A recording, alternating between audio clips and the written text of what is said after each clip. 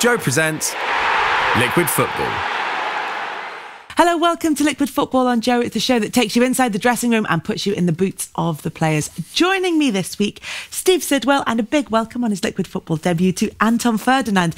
Liverpool extended their lead at the top of the Premier League to 16 points with a game in hand. Yep. With a 2-0 win over Manchester United. And finally, the Liverpool supporters are singing. We're going to win the league. It's the first time that they've done it.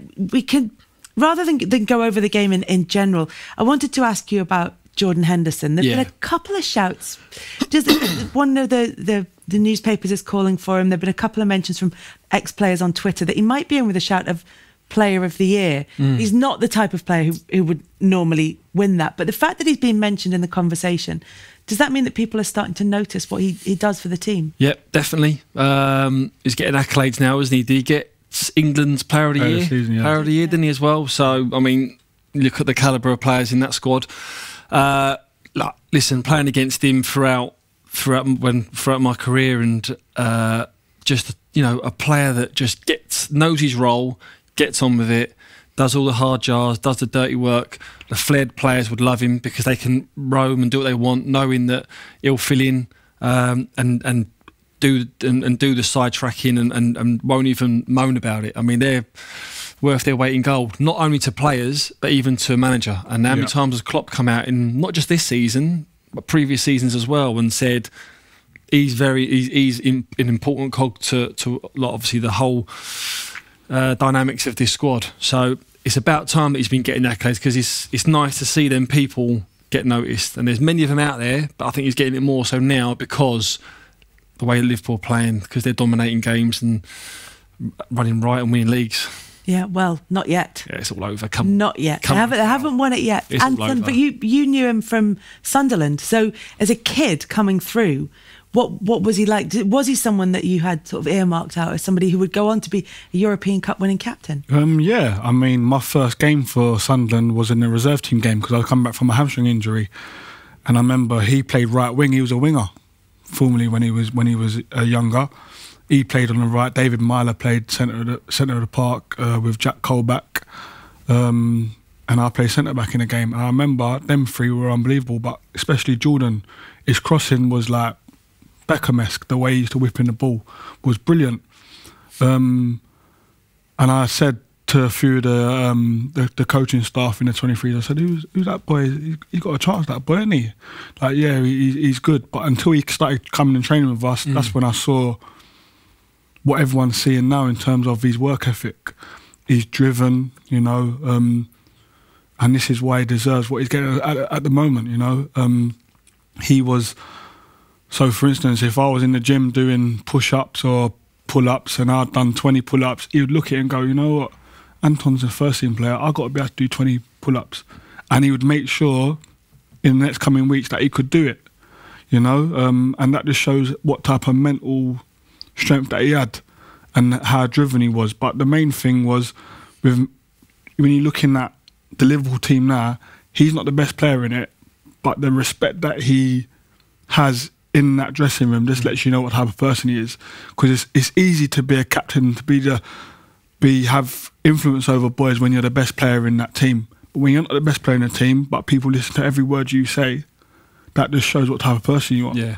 Definitely. Yeah. And you hear the manager's voice when he talks, and he's saying about focusing, and he came off even after the win against Tottenham, and you could see him sort of saying to Jurgen Klopp, yeah, it's not good enough, and we didn't play well, and it was annoyed despite the fact that they got the win.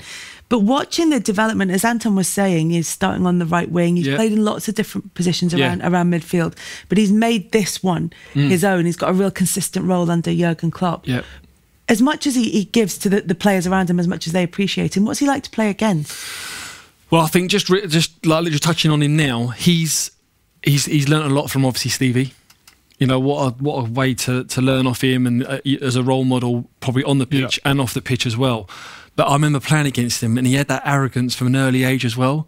And you normally get that from lads kind of at a big club or a big academy. No disrespect to Sunderland, but you kind of get it from, a lad that will come on loan from an Arsenal or a Liverpool, and you're thinking, who's this little shitbag? I mean, like he's a sort of bit chirpy on the pitch, and he had that about him straight away from Sunderland or a Londoner. Yeah, exactly. Yeah, you expect it from someone from Sunderland. So straight away, but his performances was backing it up as well. So there's one thing saying things, but then if you're not backing it up, but playing against him, obviously you know he's got legs, so if you're going to make a run, he's going to be doing that with you, but he's going to be going the other way as well. But for me, his positioning has always been good. As a midfielder, when you get on the ball and you're trying to thread balls in, he reads you, or sometimes he leaves a little gap open for you to thread one through, and then a split second he intercepts. His possession regains are ridiculous. So it was always a bit of sort of cat and mouse with him. It was never a case of who's better on the ball. There was a lot of mind games to it, and every time you played against him, you come off not felt physically just exhausted, but mentally as well. I mean, he was a top prospect. A lot of it with him, knowing him, is pre-season he made sure he was in top shape, going back and being ready for the start of the season, because in his head it was a case of looking at someone and going, well, you ain't going to be able to outrun me. And as a footballer, having that takes your confidence to a new level. As footballers, we often use the word thoroughbred, feel like a thoroughbred. After 4 games, you feel at the top peak, the peak of your fitness. But he was like that consistently throughout the whole season. He was consistent, like where he was going on pitches, going, well, they ain't going to run me. But like you said, he would match your run that way and then turn around and run with the same intensity going forward. And then you got to track him back. And he's in his head, he's thinking, okay, he might be moving now, but when it gets to the 70, 80 minutes, they're not going to be with me. And he thrived on it. Yeah, you can see with that attitude why he works so well under Jurgen Klopp. What kind of personality is he, do you think? He's a confident boy. He's a confident boy. Said he used the word arrogant. Off the pitch, he's not arrogant at all. He's so down to earth. He got time for everybody, and I think that's why he's loved as a person at the football club. He's just someone who just wants to be the best footballer that he possibly can be, and he's going to utilise every ounce of energy, mind, space to be that person, and he's reaping the rewards now. Having sort of sung his praises, if you were going to make a highlights reel for Jordan Henderson, what would you put in it? Because I think that's maybe why he doesn't perhaps get credit from fans, or particularly if you're watching on television, especially if you're watching sort of just the highlights of the games from the weekend, you're not necessarily going to see what he does that's so important. But I think that's where he's learnt his game, isn't he? Like, you look at him at Sunderland, he was probably a player that they looked to create goals, score goals, defend. He was putting fires out everywhere. He was doing everything in every position. Whereas now at Liverpool, he's got such an array of talent in front of him that he can just get it, and no disrespect, but people say get it and give it to the good players. Well, he can just get it, give it to Salah, give it to Firmino, obviously back it up as well, but he doesn't need to sort of be out on the right wing no more, although he can do. I mean, he's passing, people sort of knock his passing, but his range of passing is ridiculous. He can be a quarterback, he can pick it up deep, spray long balls, when it bought little ones that come in around the corners, he's got all of the different types of passes. He now knows that he can just give it to these players and just go on. That's the thing, he plays his teammates, and that's what you see in Jurgen Klopp as a manager being so fantastic. He plays to the strengths of his players. You look at when he's on the ball, because he has got that range of pass, his diagonal pass is very good. So when he's on the ball, the boys stay wide. They stay high and wide. They don't come into pockets, because his best ball is that one, the diagonal ball over the back of a full back or over the other side of a midfield. So that's Jurgen Klopp probably drilling into his players, saying, listen, when this person's on the ball, I want to see movement. If not, if this guy's on the ball, you stay high and wide, and he plays to his teammates. Like I say, he's got 3 fantastic players in front of him who are setting the world alight. Not just English football, but they're setting the world alight, and say he wins it, gets it, and gives it to the people who can do damage.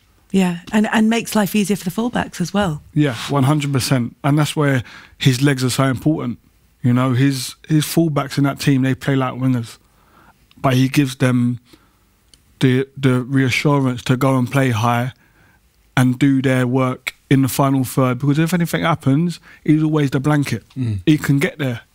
And he's not one of those guys who don't want you to try things. He wants you to try things. You know, if you keep giving the ball away, it'll get onto you. Yeah. But if you give the ball away, like he done it to Trent Alexander the other day, yesterday, when he gave the ball away, and they nearly scored from it, and he turned around and gave him a rollicking. Yeah, that's right. Do you know what I mean? Yeah. But he's also that guy where he's, okay, I see what you tried there, but don't worry, I'll get you out of the shit. Because it's about the team, it's not about him. Yeah. And he's a team player, and that is why he governs the respect that he's got at the football club. We need to talk about goalkeepers as well. First of all, Firmino's goal that was disallowed for Virgil van Dijk's foul on David De Gea. Yep. VVD on DDG, but what do you... Oh, well, there. With a bit of VAR. Do you know what? Yeah. Do you know what? I said it and I was like, I could get this so wrong. FFA. So what do you think? One, was it a foul? Should the goal have been disallowed? I think it was a soft foul. And people say soft foul, it's either a foul or it's not. When he does jump, he does... There's an element of opinion in it, so it is great. Yeah, for me, he does just knock his arm. And we know goalkeepers are protected. So I think it was the right call, in my opinion. I think in modern day football, that's a foul. You can't get away from that. In modern day football, it's a foul. Back in the day, that's not a foul. You know, even before our time, that wouldn't be a foul. But it's interesting, we were speaking about it before, with Gary Neville and Jamie Carragher talking about it. David De Gea's got to get his knee up or his leg out to protect himself. If he does that, then he catches the ball perfectly. Yeah. You know? But he didn't. You know, but he got away with it. Yeah. He got away with it. He got away with it and the goal was disallowed. What do we think about David De Gea at the moment? I mean, you were saying about that, it's not quite a criticism, but saying that, you know, if he wants to protect himself properly, he can hold his knee up to sort of give himself that extra protection. But is he... There was one against Everton. He's not at the peak of his performance, but how far off is he? He's not a million miles off, is he? There was the Everton one, wasn't there, earlier on in the season, where you're thinking just come out. I mean, for a keeper, you've got free rein to come out and just smash people, haven't you? Yeah. You know, if you can't get the ball, then you can literally punch someone in the chops and, and still get away with it. You're making it sound like an attractive position now, aren't you? It was. When you used to hear keepers, that was the cue to get out of the way. Isn't it? When you heard keepers, get out of the way. Yeah. That's what that meant. You know?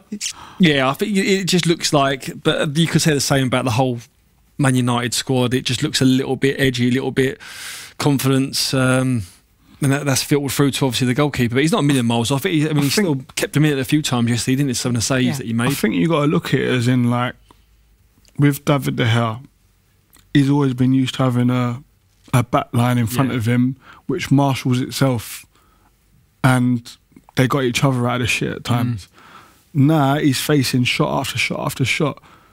David De Gea, for me, is one of the best at not being in the game for a long period of time and pulling out a worldie save. Yeah. That is someone that's a goalkeeper who's made for a club, a top 2-3 club who have a lot of possession of the ball, and every so often the keeper has to make a save. That's where he's at his best. And now he's not that. Now he is, I'm under pressure for... Yeah.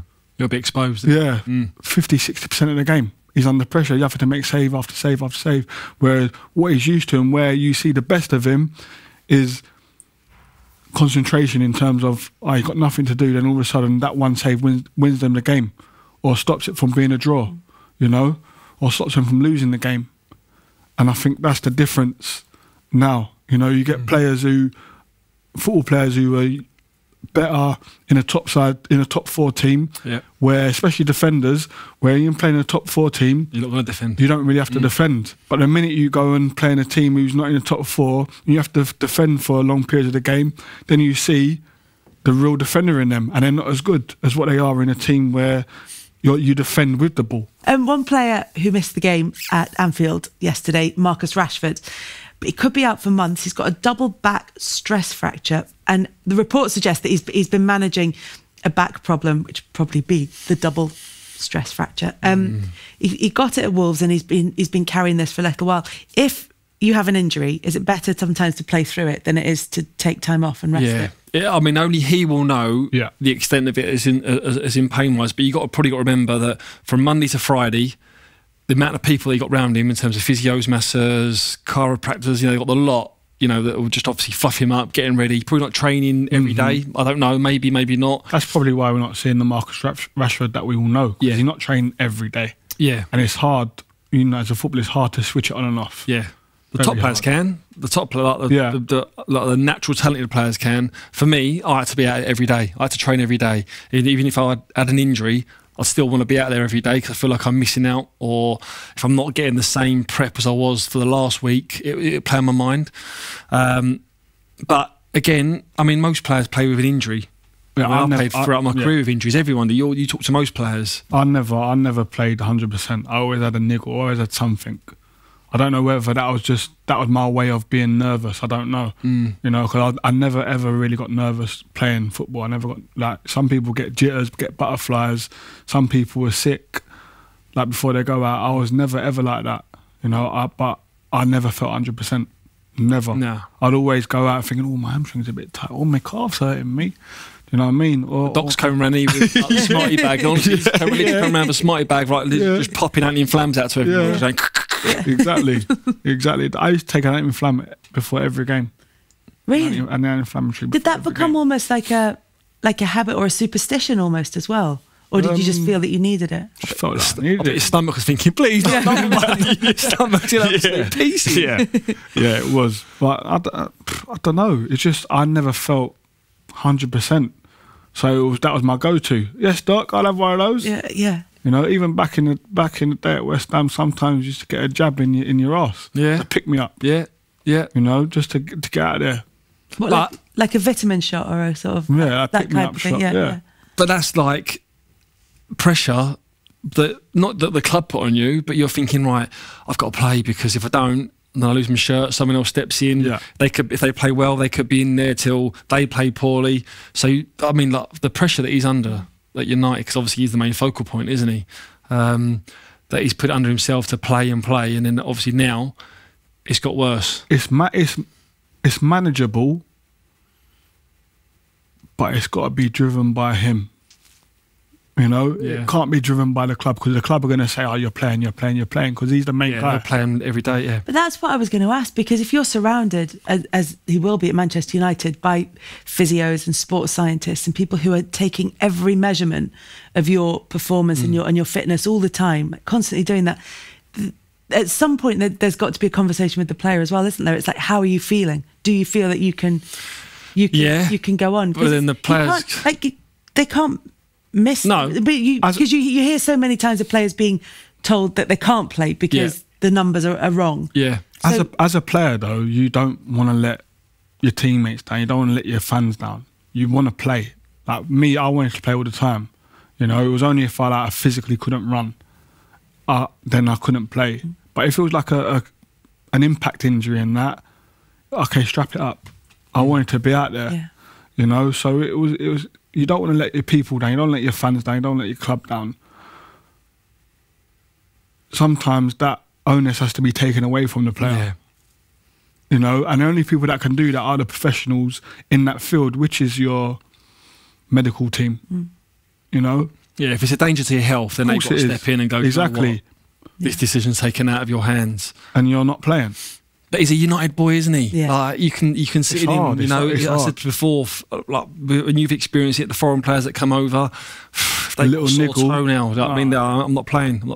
I'll play next week. Whereas the British lads or the ones that's been at the club for a long time, they're like, listen, strap me up, get me out there. The only got an emotional attachment. Yeah, exactly. So he's definitely got that. The only foreign player that I've had that's been like that is Carlos Tevez.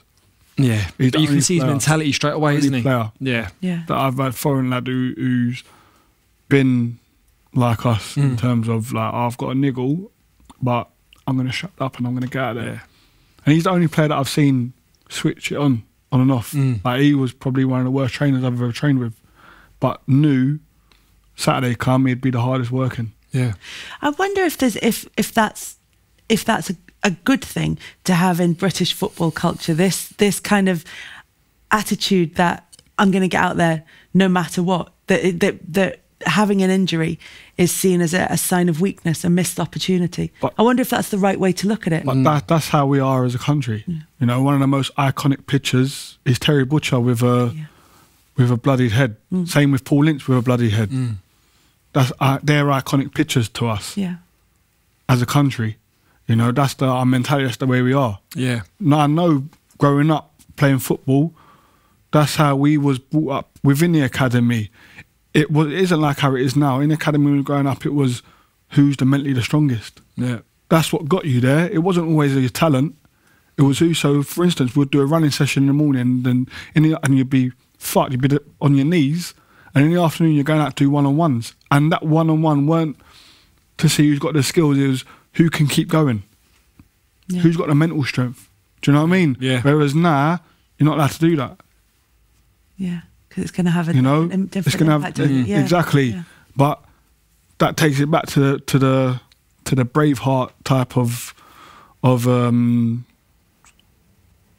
country where that's what it is. Yeah, that's us. That's and we've definitely got that.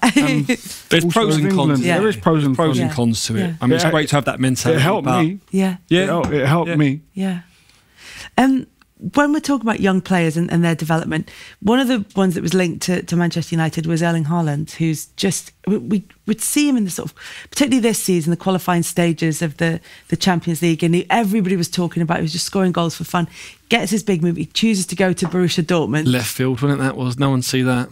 But he came on as a sub. They were 3-1 down against Augsburg.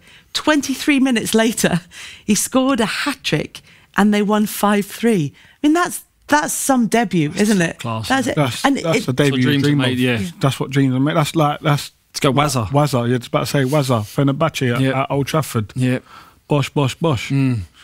That's class, isn't it? And he's brilliant. But it's also that thing, the measure of the player when you put him into that sort of competition, you put him into the Dortmund team, you think, well, all right, until you've got him on the pitch, you don't really know what's going to happen. You might have an educated guess, but you don't know. Not phased one bit. I mean, I've not even seen the goals. I've read the reports, but that just screams out. I've not even seen him play. Yeah, but it just screams out of a player. Like you're talking about everything that we spoke about there, about talent, mental strength, mental capacity, energetic, just someone that just goes, you know what, it's another game. Yeah, it doesn't matter where it is. What it is. I'm just going to go out and perform exactly the same. Can you, when there's a young player who's got all this potential and has all this attention on him, is there anything you can do to help them stay grounded, or has it got to come from them? Like, is there any advice you can give them, or any way you can sort of talk to them, or do they have to have that perspective in them? There's just so many different stories, isn't there? You're like outside influences. Yeah, you know, there's only so much that the football club can do, because the football club only have you for a certain amount of time through the day. But it's your friends who you have around you. You know, if they've got your best interests at heart, they will steer you the right way. If they're in it for what they can gain and the lifestyle, then they'll have you at every party going because they want to be there. You know, and I think especially now with social media is, you know, it's a craze. You know, people want to be. A lot of young kids now, they like the thought of being a footballer, but don't like what comes with actually getting there. Yeah, the hard yards. The hard yards of getting there. You know, like you see a young player put one in the top corner, it's on Instagram within half hour. You know, just to get his followers up. Not because it was a good goal, just to get his followers up. Yeah. But next thing you know, he puts it on. Puma, Nike, Adidas. Oh, who's this boy? It's become like it's a craze. It's a craze now. So I think it comes from the player. Ultimately, it comes from you make your decision. That he's got like Alfing Haaland is his dad. Yeah. Then he's like, look, this is the path you follow if you want to be a top. So ultimately, it comes from the player, and this player's going to fall off the tracks like everyone does in life. Forget football out the way. But it's then when you come off, when it's about getting back on. So it's then right, who's around you?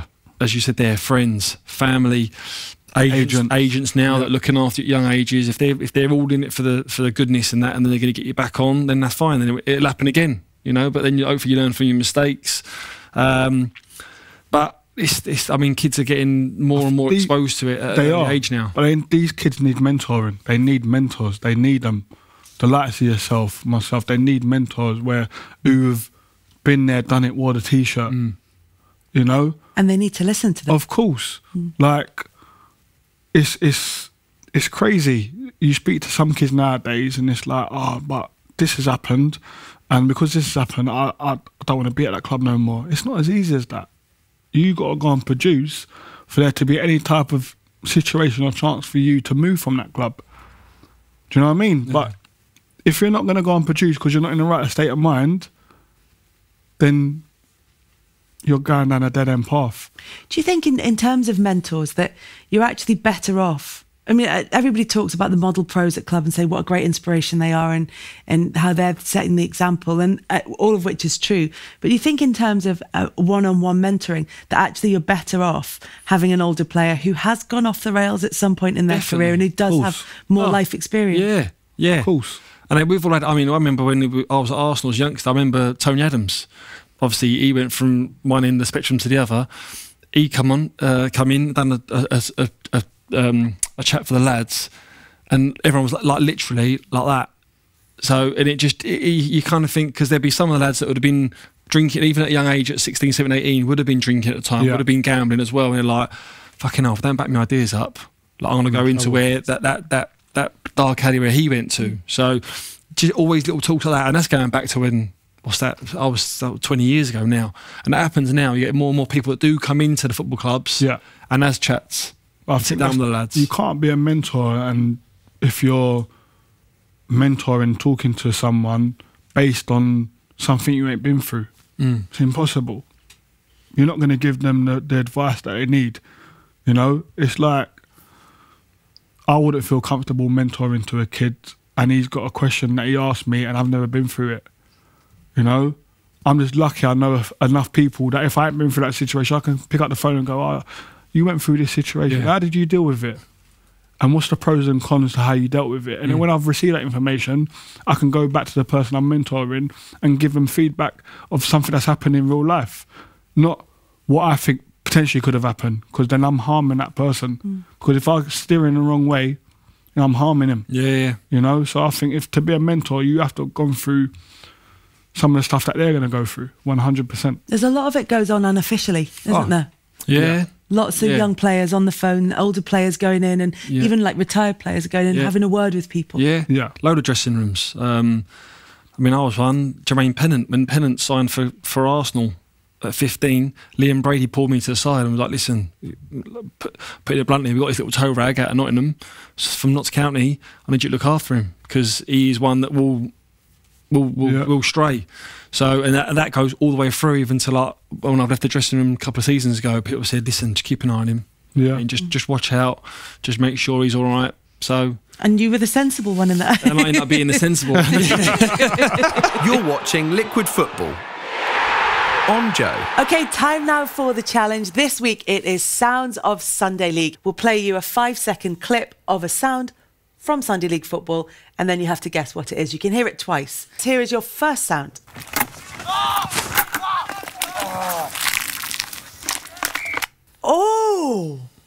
Oh, I tell you what, I know what that is. I bet you do. You've seen the card.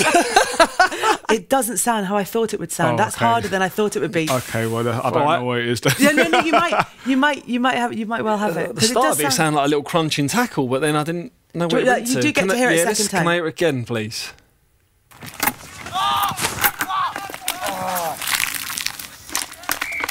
What did it sound like to you? Open up a beer bottle. No, like but a fuzz, that's wishful thinking rather than. What do you think it is, Anton? The magic sponge and bucket. It is exactly that. Did you really? Yeah, you can hear the bucket rattling. 1 point to our guest then. Here we go. I tell you what, Anton, this is going to be a great start to life on Liquid Football. So this is Anton's first sound.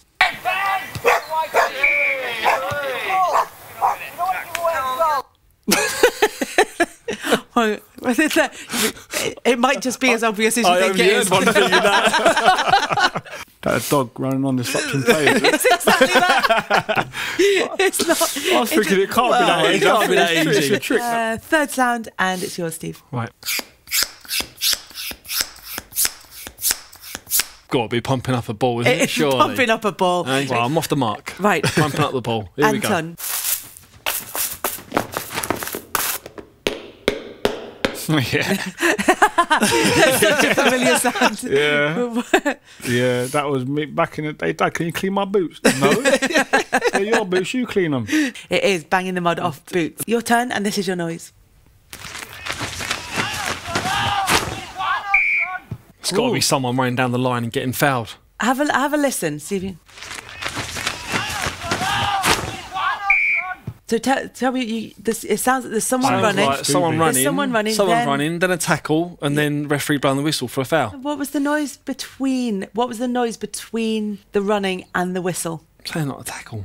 You can hear it one more time. Listen Go on for in, the one more noise time. between the run and the whistle. I've got a wild guess at this, but All right, no, there's no tackle. Someone having a shot. No, it's not that. It's not a dog. someone could be run down the line. I think we're going too deep. They barge get put onto like coats or something on the side of the pitch. Because it sounded like fabric. Yeah. Which it was because it was the flag going up. So it was an offside. There's no flags in Sunday League. Rocket put this together. I think he's playing in a higher class of Sunday No League. chance. Right, Anton, this one's yours. Oh, yes. You enjoyed that one? I did. Go on. Half time. Oranges. It's exactly what it is. Yeah. I tell you what. Good sound. He knows this. Yes, eh? exactly. And you know the best thing about it though with Anton is he hears the sound and you watch him go back in time in his head. He's like, reacting it. Exactly. Yeah, happy days. I could taste it. Yeah. Go on, Steve.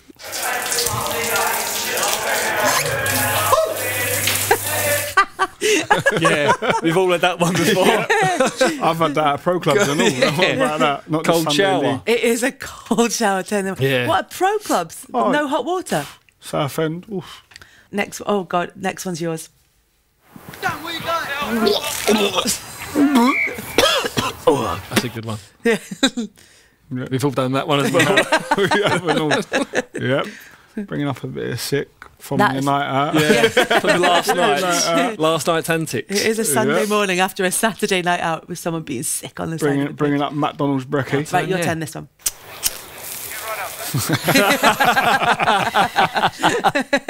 Sparking up, isn't it? It is The old- exactly that. I've seen that. At seen that. A professionals and few, all. yeah, there's been a few of them. Next one is yours.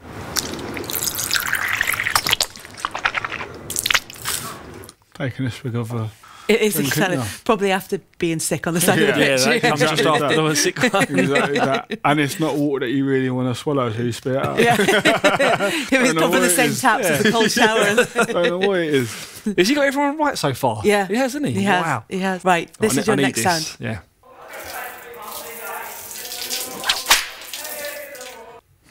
There's got to be someone smacking someone's arse.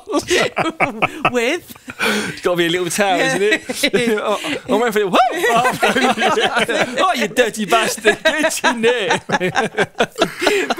Oh, we've all been Too there. cheeky, that's your problem, son. Exactly. This is your next. This is your Oh, next no. noise.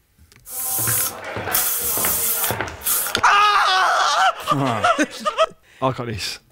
If you get this, you win. If you don't get it, it's a draw. It's a big one. Well, I don't know.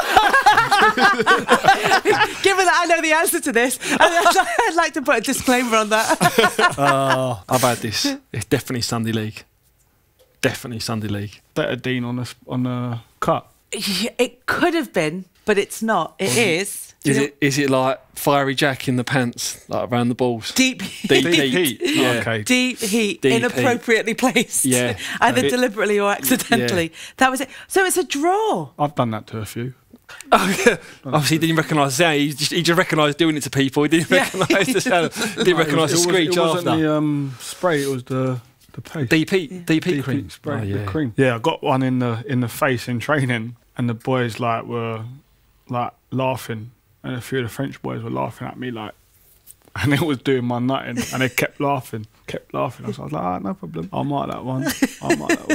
No problem. Let it go for a few weeks. Kept bringing it up a few more times. No problem. One day, they went out for an afternoon session, and I didn't go out. All 4 of them, bang, bang, bang, bang, bang, and went home. What, in their slips, the boxers? In the boxers. So all the way home. Remember the group chat going off, who the fuck done that? I love that you waited several weeks before you did it. Just calm down. I love revenge served that cold. They're the best ones, no? Do you have it in your head for all those weeks? And every time they're giving you stick, you're like, you don't know what's coming to you. Yeah, you know what it is. It's just that's just the way of a changing room. Yeah. You know, you either deal with a situation or you get dealt with. You know what I mean? Prison rules. Exactly. Either you deal with a situation or you get dealt with. That's how it is in the dressing room. Yeah, Sunday league, like vets football. I'm in the vets category now, so got done, and yeah, it's like same as Anton's really. Like you can't go. The balls are just the balls are red raw. They're just gone, and it's like that mint shower gel. You know that mint shower gel? Yeah. This is forbidden in that football changing rooms now. When you put that on, any type of like wind, a bit of air, any bit of air or wind, it's like, oh, what's happening in here? Someone close that door. You're watching Liquid Football on Joe. Picking up from where the conversation was, brings us on a little bit about those external influences in football and how that can have an effect on what happens on the pitch. Because Anton, you've talked about how the death of your mum affected you and how you found that football, which had been helpful to you, what wasn't working anymore. No, it wasn't. I had always used football as a get out for anything happening in my life off the pitch. I'd always use football, and I'd go into football for that 2-3 hours a day training, and my mind would just be on football. I'd stop thinking about what was going on off the pitch. And then 90 minutes on a Saturday, I'd be clear as a day. I'd be happy, so to speak. But this is the one and only time in my footballing career where football didn't give me an out, and I honestly didn't know how to deal with it at times. And it put me into places that I don't wish on anyone. You know, not having a release. And I speak to my wife about a lot of things, but with this, she couldn't help me with this. I had to go and help myself. And it wasn't until I sought counselling that I understood the problem, what the problem was. And it became clear to me what the problem actually was. And that's when I was able to start separating football and what had happened with my mum. But I still was going on the pitch, not caring about the result, not caring about how I played. And for people that know me, no, that's not me. I grew up in Peckham playing football, dreaming about playing in the Premier League, dreaming about being a professional footballer. And every Saturday I went out on the pitch representing my friends and family who had helped me get to this place. So I always wanted to win. I always wanted to play well. And for me to not have that in me, it made me fall out of love with the game. You know, and I couldn't deal with it at times. But then going from that and hearing fans jeer you and call out and say, oh, Anton, you're finished, you're shit. And I'm thinking, bloody, you don't even know what I'm going through, mate. Yeah. Or you do know what I'm going through, but you're just choosing not to acknowledge it. You know? But we sit here today and that's part and parcel of football. Yeah. You've got to take the rough with the smooth in football. You have to take the rough with the smooth, and don't mean that it's right, don't mean it's wrong. But fans and people watching football sometimes need to understand there might be something, a deeper issue to why they're not playing well. Not always the way. Some of them might just be going for a bad patch in it, or they're just not as good as what they think they are, or what you think they are. But with my situation, it was common knowledge. You know, it had been put out there because it was mine and Rio's mum. It was put out there for the public to know and in the public domain, so everyone knew. You know, and I found it hard not turning around and going, you fuck off, do you know what I'm going? I found it hard not doing that. There was times where I wanted to turn around and go, fuck off, you fucking talking about, or coming out of the ground afterwards and people asked me for my autograph and I wanted to go, fuck off, my autograph, you're just booing me. But you're the one that seems to have to be professional. Yeah, I had to be professional. Yeah. I was club captain at the time as well at Southend. I had to be professional because I'm representing my club because I'm the club captain, and that's how serious I took the armband. Yeah. It was my club. Yeah, you know. But I had to be professional because everyone was watching me, so I had to be professional. So how were you feeling on a typical match day under those circumstances? You know, when you from the minute you get up in the morning preparing for the game, how were you feeling? Just thinking, why my mum here? It's acceptable, more acceptable when someone dies and they're a bit older. My mum was 58, you know, and I couldn't accept that. She was 58 and she died so young. Mm. And being prominent in my life and in my whole family, she was the head of my family, and for her not to be there, it was always like, why does she have to go so early? Why is she not here? You know, and that's what I struggled to deal with. And then going to a game, it was like, because as footballers, the minute you leave your house, it's work. You're working. Yeah. The minute you step out of the comforts of your home, you're now working because you're now in the public domain. People want to chat to you. People want to ask you for a picture, want to ask you for autograph, or they want to slag you off. So you're now working. You have to you have to act in a certain way. So it's now work. Yeah. I just wanted to go home, where it wasn't work no more. Where I could, if I needed to cry, I could cry. If I needed to shout, if I needed to swear, I could do that at home. Whereas I couldn't walk down the street and go, "Oh, fuck off," because people look at me and go, "What's up with what's up You'd with be Anton?" locked up. You know what I mean? What's up with Anton? Or someone will film it and it'll be viral. Mm. So I needed to get home. I just wanted to be at home. When you were at work, did people notice the difference in you, or were you hiding it? Yeah, I tried to hide it. I'm quite you speak to anyone who's played with me, like you speak to Bobby, I'm loud. I love banter. I love banter in the dressing room. I didn't go to work to be serious all the time. In the dressing room and around the training ground, I wanted banter. I was involved in a lot of the stuff that was going on around any training ground I was in. But the minute I went out on the pitch, I was serious. So I was no longer that person. I would attempt to go in and to try and cover it like I'm all right. I would attempt, but it just wasn't the same. You know, I was never at the forefront of it. It wasn't the same. And it was Simon Cox, you know, and Michael Timlin, who are really good friends of mine, and Anthony Wordsworth, who are not just football friends, they're really good friends of mine. Football friends. They're good friends of mine. And it was them that noticed it more than anyone. And they, remember Coxie taking me for a few walks around the training ground, saying, "Come on, I want to speak to you," and trying to reassure me that he was here for me. But no one could deal with it for me. I had to deal with it myself.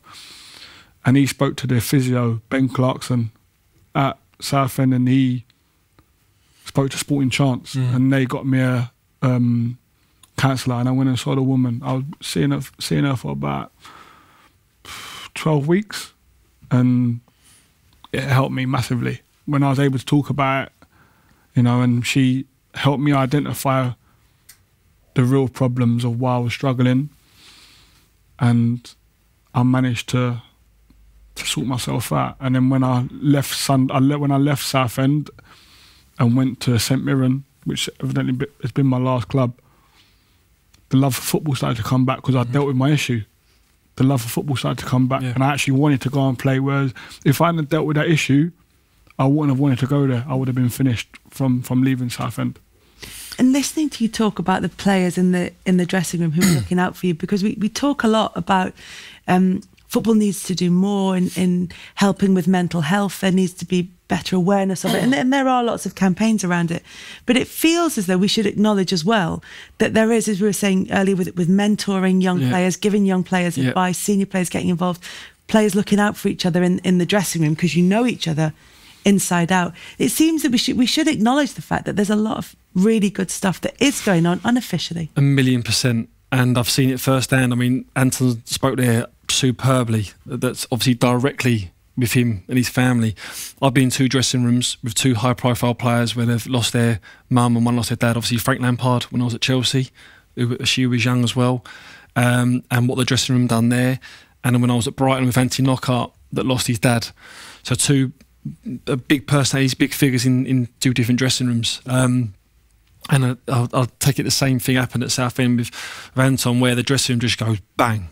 It literally just closes up and just like, not smothers, because you've got to give them time and space to deal with it and in their own manner, but everyone's just tight-knit. The club just sort of just closes down, you know, the dressing room especially, and you're always there for them. You won't sort of go up every day and be like, listen, you're all right, but they'll know that if they ever need you, like, you're there. So like when we was at Chelsea, we went to Pat's funeral.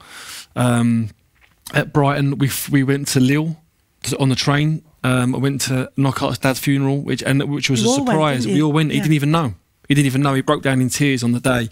And when I suppose in that situation that you probably could relate to, when you see your teammates that just become a family and just get round you, I mean, it must just be like just a massive pick me up as well. No, definitely. It definitely is a pick me up in terms of just knowing, you know, like we use the term when you go on the pitch and things start to get hard, can I look to my left? Can I look to my right? Can I look to my left? And know that that person's going to be with me.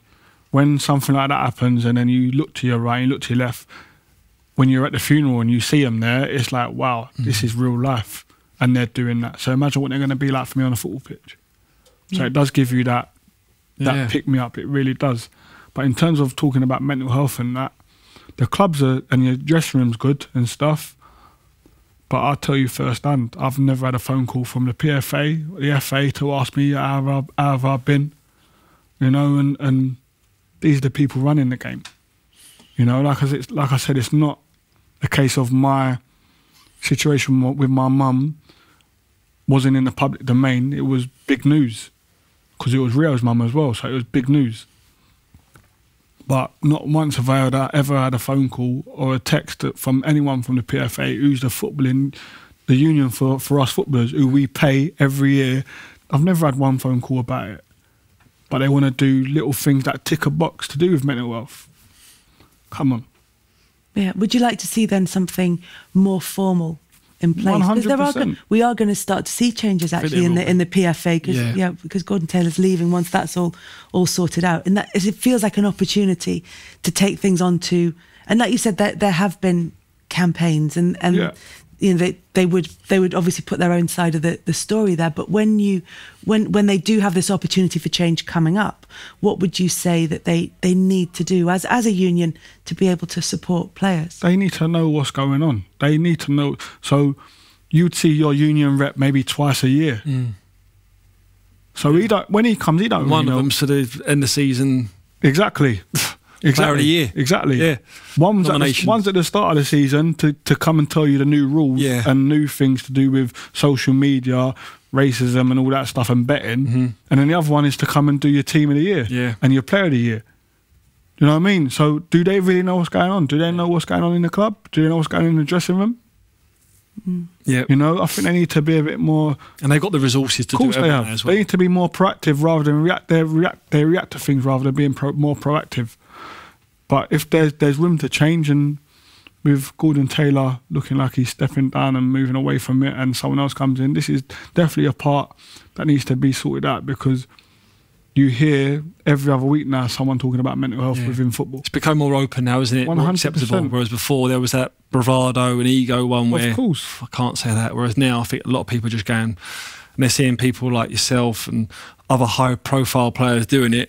Jesse Lingard, wasn't it, the other day? Yeah, talked about his family situation and the pressure that he's been under. Yeah, Sterling was another one. You know, I think you start seeing that then more and more. So there will be changes for the better as well. Yeah, and like you said, a lot of the campaigns have been around talking, and sometimes you need to actually put practical things in place as well. Because encouraging talking is one thing. And then what happens once a player's talked, as you did, and come out and openly said, this is affecting me, I need to go and get this sorted and I need to go and get help. Then how do they help? Then how do they practically put that in place? Changing the subject completely. Did you see what the Den Haag fans did for Alan Pardew and Chris Powell. Yep. Because it's this, if you haven't seen it, it's this enormous banner. They were calling it a tifo. I don't think a tifo is the one with the mosaic thing, isn't it? That's a tifo rather than the big banners. Is that right? I don't know. I ain't got a Scooby. But anyway, it's the massive banner. And it's got Pardew and Powell as Ghostbusters with the phrase "Who you gonna call?" But then when you start looking at it, like Chris Powell's been at the front of all the Den Haag players, in front of like their supporters as well, like crouching down, leading chants, getting the fans going. They are fully immersed in the sort of fan culture at Den Haag. But have you seen you in Turkey? You must have seen the most like unbelievable ways that fans and players react and what fans want from the players. Yeah, in Turkey it's next level stuff. I think it's something that should be brought here. I mean, when I signed for Bursaspor, Scott Carson was there, and before a game, in the warm-up, a section of that, the main section of your stadium, which has the hardcore fans, it was called the Texas area at Bursaspor, and they would, in the warm-up, they'd sing your name. And they'd sing your name for you to come and acknowledge them. Right. You know, so I was, Scott Carson said to me, "Oh, you know, you got to go and like give the fans a fist pump or 3 fist pumps." And I went, "Pardon?" And he went, "Yeah, you got to go and give the fans 3 fist pumps." When they call your name, I went, shut up. Yeah. I thought he was bantering me. Yeah. Luckily, when on the pitch, I wasn't the first one to get called. If I was the first one to get called, I would have been in trouble because I didn't know what was going on. But I'd watched a few of them do it, and some of them went and acknowledge and clap the fans, and some of them went and give the fist pump. And obviously, I wanted to give the fist pump because it was like, and I wanted to get involved. So I heard my name, Anton Ferdinand. So okay, it's my time, I'm off. So I started to jog over, and then you hear them, and they're going, "Ooh!" And as I come out, I went, "Hey!" And I'm telling you, I absolutely loved it. I loved it, and I listen. I couldn't wait to get out for the warm-up every game, just to go and do that. I absolutely loved it. It got me pumped for the game, got me up for the game. But not just that, I watched Tunçay, who used to play for Middlesbrough here. He was with me at Bursaspor, but he was a big legend at Fenerbahce, because that's where he started.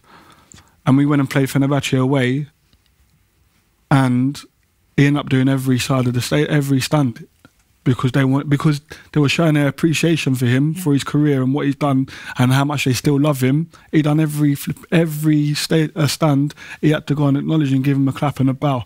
And what if you didn't do it? What if you didn't do it? What if you were a bit slow? It was carnage. Wow.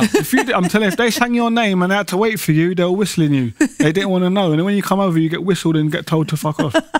It was unbelievable. If you want to leave the stadium, you're in the back with a blanket over and you don't do it. I'm telling you. They're so passionate, that's class. Ruthless. Listen, I played in big derbies in England. You know, the Tyne and Weir derby was frightening in terms of where, you know, like, from me to you, I'm shouting at you and you can't hear me. You got to play an instinct in them games. Yeah. And you got to make sure you're checking your shoulders in them games because you can't hear people. Yeah. Over there, it's next level. It's like that from the warm-up to the end of the game. You don't hear anything. Yeah. It's a blur in terms of you don't see and hear anything. It's just like you got to try and take it in, but it goes so quickly that sometimes you go on the pitch and you think, "Oh, fucking what happened? Yeah. What was that?" You know, but that is Turkey feel. They say about Beşiktaş stadium's got the highest decibel, been recorded with the highest decibel. Yeah, that's right, yeah. You know, it's crazy. And even before you get in the ground. Before you get in, yeah, I remember playing against Beşiktaş for Bursaspor, and it's a massive, massive derby over there. And we was leaving the training ground to go to the game, and fans stopped the bus before we left the training ground. And they were like chanting us, and it was crazy. And I was thinking, what's going on here? And this was the first game I was starting. So I was a bit nervous. I was thinking, wow, like, come on then. You said you didn't get nervous. I didn't get nervous. How many anti-inflammatories did you get? I had a couple that day. But I'm telling you, like, it wasn't like nervous energy. It was more like wow, this is like crazy. And Tunçay and Scotty Carson had told me, like, this is a big, big game. But I was replacing their golden child who grew up in Bursa, named Serdar Aziz, who now plays for Galatasaray, I think he does. And so I had big shoes to fill because they loved him. And I was like, wow, this is going to be a big game. Then we got to the ground, and all of a sudden the coach stopped abruptly before we was entering the ground. And the fans surround, I'm talking like a few thousand people surround your fans. Our fans, yeah. Bullsport fans. And they were chanting, and they're over there, they're quite aggressive. And like, da, da, da, da, da, da, da, da, da. And I was like, what are they saying? And I went to the interpreter, I said, what are they saying? He went, you don't want to know, Anton. I was like, eh? Tell me what they're saying. He went, Anton, you don't want to know. I said, tell me what they're saying. They were singing, if you don't beat them, you're not leaving this ground. If you don't beat them, you're not losing this ground. I was like, oh, okay. And that's not a threat. I'm telling you, it was crazy. Went into the ground, and so we're talking within 5 minutes of leaving the coach, of leaving them and getting off the coach, I went in and done a wee and went onto the pitch. So that's what, 5 minutes. Stadium was full. So the people that are outside, they probably weren't even coming to watch the game. No. They were just getting involved in the atmosphere. It was mad. Was that the crazy. One where you had to have towels? No, that was a different one. That's what I mean. Turkey's mad. We played away at Kasim Pasha, and I was on the bench for this game, getting splinters in my arse. But I'm telling you, the kit man come over and he started handing towels out. And I was like, what do I need this for? But he couldn't understand a word I was saying. So I asked the interpreter, he said, I said, why do I need a towel? He went, for protection. I went, protection for what? He went, Anton, just make sure whenever you're sitting in here, put the towel over your head, please. I went, why is that? He went, they'll be spitting at you and throwing things at you. I couldn't believe it. Oh my God. From minute 1 to the 90th minute, I was, There's another one. There's another one. I was happy I got the towel. What are you thinking? I didn't sign up for this. What's going on here? The life of a professional football player. You know what? It was mad. And in that game, it's actually on YouTube. The goalkeeper, Harun, one of their opposition fans come on the pitch and he beats him up. The goalkeeper beats up the fan. It's on YouTube. It's unbelievable. That just sums up Turkey. It's unbelievable. No, I was going to ask you if you'd ever seen any great banners or anything. I'm not going to bother, Steve. Yeah, no, I don't think we're going to top any of that. We're definitely not going to top any of that. And in fact, we're not going to top any of that over the rest of the show, because that is it for this week's Liquid Football from Joe. Thank you very much to Steve Sidwell and to Anton Ferdinand. We're available every Monday. You can download the podcast or you can watch us on YouTube. Leave us a review on iTunes if you like what you hear. And we've got a Facebook page as well. So if you search for Liquid Football, you can join in the chat on there. And remember, you can check out our other shows as well. House of Rugby with James Haskell and TKO with Carl Frampton. For now, though, thanks for listening. You've been listening to Liquid Football on Joe.